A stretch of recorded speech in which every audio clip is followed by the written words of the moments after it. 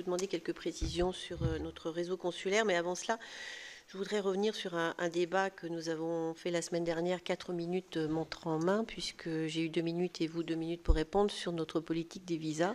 Je pense que le sujet est suffisamment grave et mérite un débat plus long, mais je voudrais simplement rajouter à ce que j'ai eu le temps de vous dire la semaine dernière que aujourd'hui nous sommes en train d'abîmer durablement notre relations bilatérales sur l'ensemble du continent africain et que quand vous parlez de diplomatie vivante, je pense qu'il faudrait ajouter peut-être diplomatie humaine et vous l'entendez dans la bouche de mes collègues où on demande à nouveau d'avoir des personnels qui soient en face des demandeurs et pas simplement une machine sur laquelle on s'inscrit sur un ordinateur.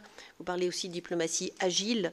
Eh bien, si nous sommes agiles, je crois qu'il faut répondre quand nous voyons que quelque chose ne va pas. Et en ce moment, cela ne va pas, en tout cas, pour la politique des visas. Nous avons énormément de gens en colère, déçus et qui aujourd'hui, finalement, favorisent et renforcent sur les réseaux sociaux ce sentiment anti-français dans bon nombre de pays.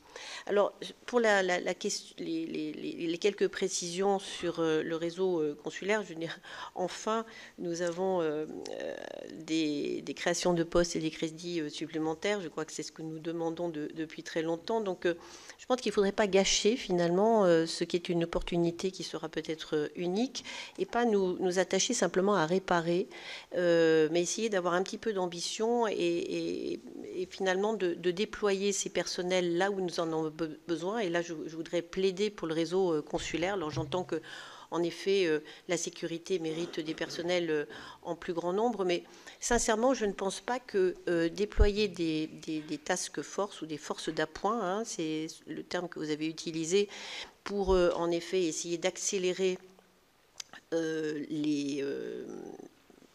le traitement des demandes qui sont faites en matière d'état civil, renouvellement de passeport et visa suffira. Parce que ce sont des personnels qui viendront de Paris, qui seront déployés dans différents pays et qui ne connaissent pas les demandeurs. Et donc, en ne connaissant pas les demandeurs, un certain nombre d'erreurs peuvent être commises, peuvent être faites.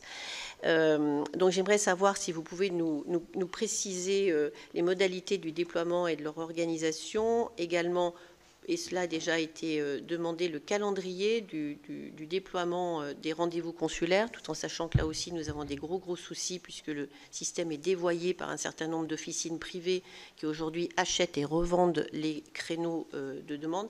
Et dernière question, lors de la 37e session qui s'est tenue la semaine dernière de l'Assemblée des Français de l'étranger, a été évoquée leur volonté d'être associés aux États généraux de la diplomatie. Je voulais savoir si vous étiez favorable, et également si vous êtes favorable à ce que les parlementaires y participent. Merci.